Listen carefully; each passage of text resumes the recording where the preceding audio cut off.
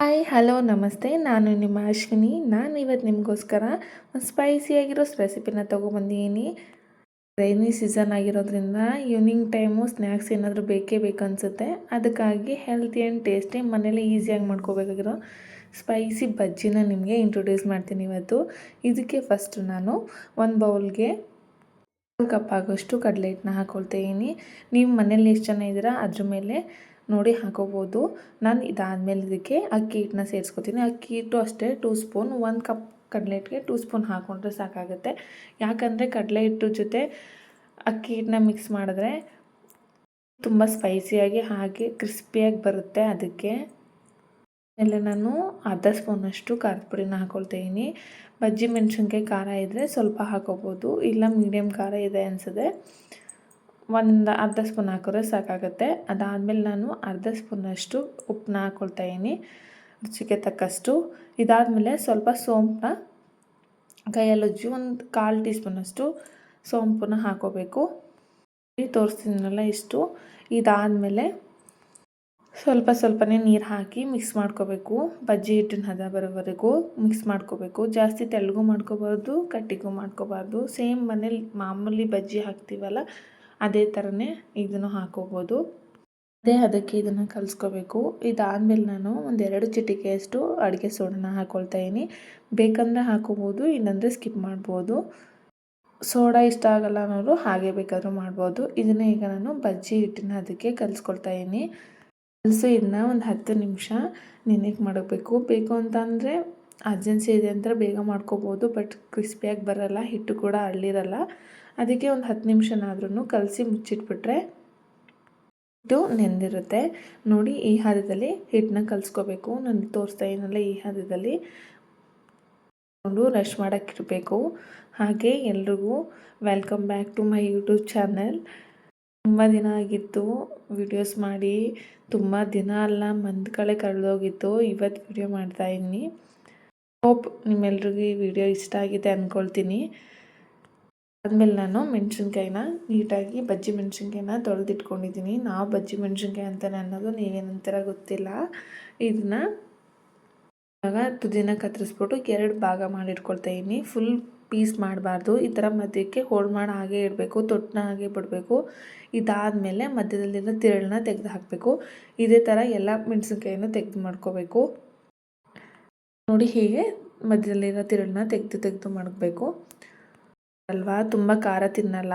ತಿರುಳಿದ್ರೆ ಮಧ್ಯದಲ್ಲಿ ಅದ್ರ ಬೀಜ ಎಲ್ಲ ಇದ್ದರೆ ಸ್ವಲ್ಪ ಅದು ಸ್ಪೈಸಿ ಆಗಿರುತ್ತೆ. ಆದ್ದರಿಂದ ಇದನ್ನು ತೆಗೆದು ಹಾಕ್ಬಿಡ್ಬೇಕು. ನೋಡಿ, ಈ ಥರ ನೀಟಾಗಿ ತೆಗೆದು ಹಾಕ್ಬಿಟ್ರೆ ಖಾರನೇ ಆಗಿರಲ್ಲ ಬಜ್ಜಿ.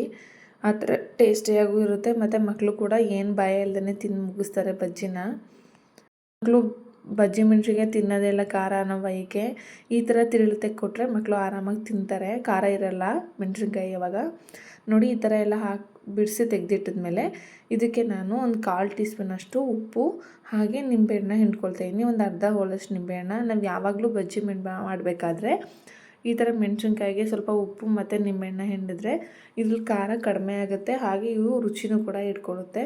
ಇದನ್ನು ಅಷ್ಟೇ ಒಂದು 5 ನಿಮಿಷ ಹಾಗೆ ಈ ಥರ ಮಿಕ್ಸ್ ಮಾಡಿಬಿಟ್ಟು ಒಂದು 5 ನಿಮಿಷ ಇಟ್ಟರೆ ನೀಟಾಗಿ ಇದು ಕೂಡ ಅಬ್ಸರ್ವ್ ಆಗುತ್ತೆ.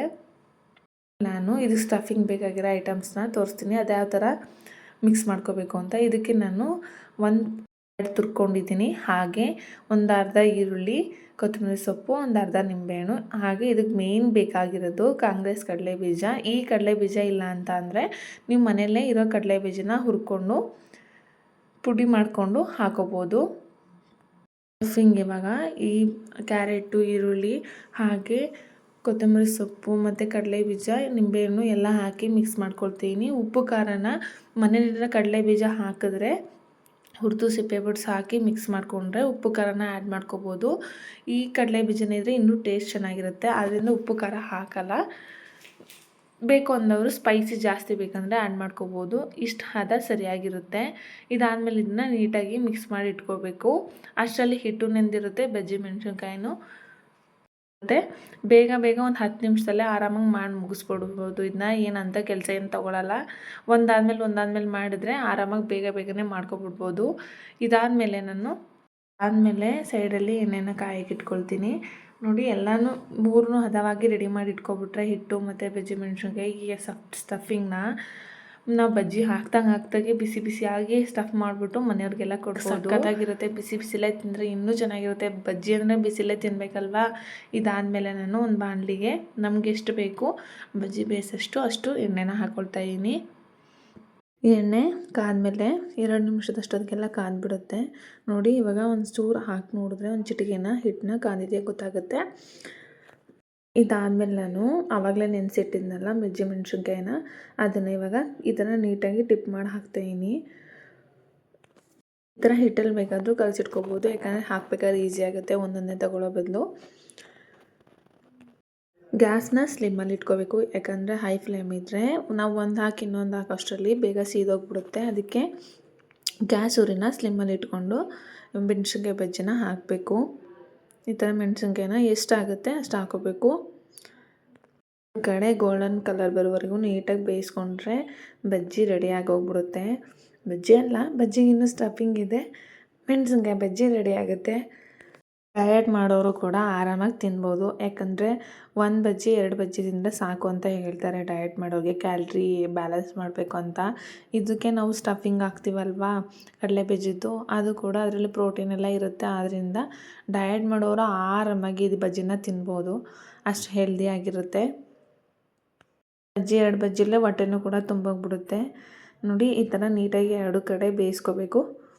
ಆವಾಗಲೂ ಬಜ್ಜಿನ ಬೇಯಿಸ್ಬೇಕಾದ್ರೆ ಲೋ ಫ್ಲೇಮಲ್ಲೇ ಇಟ್ಕೊಂಡು ಬೇಯಿಸ್ಕೋಬೇಕು. ಇಲ್ಲ ಅಂತಂದರೆ ಹೈ ಫ್ಲೇಮಲ್ಲಿ ಇಟ್ಕೊಂಡು ಬೇಯಿಸಿದ್ರೆ ಬಜ್ಜಿ ಬೇಗ ಬೆಂದ್ಬಿಡುತ್ತೆ, ಸೀದೋಗ್ಬಿಡುತ್ತೆ. ಒಳಗಡೆ ಇರೋ ಮೆಣಸಿನ್ಕಾಯಿ ಬೆಂದಿರಲ್ಲ. ಅದಕ್ಕೆ ಯಾವಾಗಲೂ ಬಜ್ಜಿ ಮಾಡಬೇಕಾದ್ರೆ ಲೋ ಫ್ಲೇಮಲ್ಲಿ ನಾವು ಬೇಯಿಸಿದ್ರೆ ಕ್ರಿಸ್ಪಿನೇ ಆಗಿ ಬರುತ್ತೆ, ಒಳಗಡೆ ಬಜ್ಜಿ ಮೆಣಸಿನ್ಕಾಯಿನೂ ಕೂಡ ಬೆಂದಿರುತ್ತೆ. ನೋಡಿ ಇವಾಗ ಬೆಂದಿದೆ, ನೀಟಾಗಿ ಕಾಣಿಸ್ತಾ ಇದೆ ನಮಗೆ ನೋಡೋಕ್ಕೇ. ಈ ಥರ ಆಗೋವರೆಗೂ ಗೋಲ್ಡನ್ ಕಲರ್ ಬರೋವರೆಗೂ ಬೇಯಿಸ್ಕೋಬೇಕು ಚೆನ್ನಾಗಿ.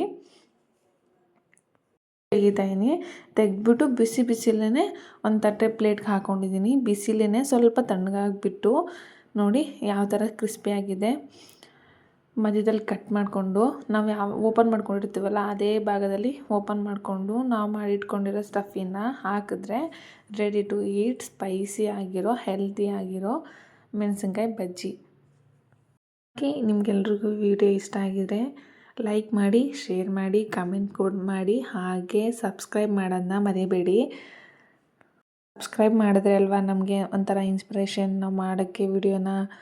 ಎಲ್ಲರೂ ಪ್ಲೀಸ್ ಸಬ್ಸ್ಕ್ರೈಬ್ ಮಾಡಿ ನನ್ನ ವಿಡಿಯೋನ, ನನ್ನ ಚಾನಲ್ನ. ನೋಡಿ ಈ ಥರ ಸ್ಟಫಿಂಗ್ ಎಲ್ಲ ಬಜ್ಜಿಗೂ ಮಾಡಿಟ್ರೆ ನೀಟಾಗಿ, ಬೇಕಂದ್ರೆ ಸ್ವಲ್ಪ ನಿಂಬೆಹಣ್ಣು ಕೂಡ ಹಿಂಡ್ಕೋಬೋದು, ಇನ್ನೂ ಟೇಸ್ಟ್ ಚೆನ್ನಾಗಿರುತ್ತೆ. ಬೇಕಂದರೆ ತಿನ್ನೋರು ದೊಡ್ಡವರಾದರೆ ನಿಂಬೆಹಣ್ಣು ಹಾಕೊಂಡು ತಿಂತಿದ್ರೆ ಇನ್ನೂ ನೆಕ್ಸ್ಟ್ ಲೆವೆಲ್ ಆಗಿರುತ್ತೆ ಟೇಸ್ಟು. ಒಂದ್ಸರಿ ಮನೇಲಿ ಟ್ರೈ ಮಾಡಿ, ನೀವು ಮತ್ತೆ ಮತ್ತೆ ಇದೇ ಮಾಡ್ಕೊಳ್ತಿರ್ತೀರ. ನೋಡಿ ನಮ್ಮ ಬಜ್ಜಿ ರೆಡಿ ಟು ಈಟ್. ನೋಡ್ತಿದ್ರೇ ತಿನ್ನಬೇಕು ಅನಿಸುತ್ತೆ. ಆ್ಯಕ್ಚುಲಿ ನಾನು ಮಾಡಬೇಕಾದ್ರೆ ಮಾಡಿದ ತಕ್ಷಣ ಫಸ್ಟ್ ಟೇಸ್ಟ್ ಮಾಡಿದವಳೆ ನಾನು. ಯಾವಾಗಲೂ ರೆಸಿಪಿ ಮಾಡಿದ್ರೆ ಮಕ್ಳಿಗೆ ಕೊಡ್ತಿದ್ದೆ, ಇಲ್ಲ ನನ್ನ ಹಸ್ಬೆಂಡ್ ಕೊಡ್ತಿದ್ದೆ. ಇವಾಗ ನನ್ನ ಹಸ್ಬೆಂಡ್ ಡ್ಯೂಟಿಗೆ ಹೋಗಿದ್ದಾರಲ್ವ, ಸೊ ನಾನೇ ಇದನ್ನ ಟೇಸ್ಟ್ ಮಾಡಿದೆ. ತುಂಬ ಚೆನ್ನಾಗಿತ್ತು. ಎಲ್ಲ ಬೇಗ ಬೇಗ ಮಾಡ್ಕೊಂಡು ತಿನ್ನಿ. ಹಾಗೆ ಇಷ್ಟೊತ್ತು ಪೇಷನ್ಸಿಂದ ನನ್ನ ವಿಡಿಯೋ ನೋಡಿರೋದಕ್ಕೆ. ಹಾಗೆ ತುಂಬ ದಿನವೂ ಆಗಿದೆ ವಿಡಿಯೋ ಮಾಡಿ, ಮರೆತು ಹೋಗಿರ್ತೀರ ಅಂದ್ಕೊಳ್ತೀನಿ. ಬಟ್ ಏನು ಮಾಡೋದು, ಹೆಲ್ತ್ ಇಶ್ಯೂಸು ಮತ್ತು ಹೈದ್ರಾಬಾದ್ ಟು ಮೈಸೂರು ಶಿಫ್ಟಿಂಗು ಇದೆಲ್ಲ ಒಂಥರ ಲೈಫಲ್ಲಿ ಬ್ಯುಸಿನೇ ಅಂತಲೇ ಹೇಳ್ಬೋದು. ಇವಾಗ ಒಂದು ಮಟ್ಟಿಗೆ ಸೆಟ್ ಆದಮೇಲೆ ಮೈಸೂರಲ್ಲಿ ಮತ್ತೆ ಸ್ಟಾರ್ಟ್ ಮಾಡಿದ್ದೀನಿ. Thank you all. Bye. Next video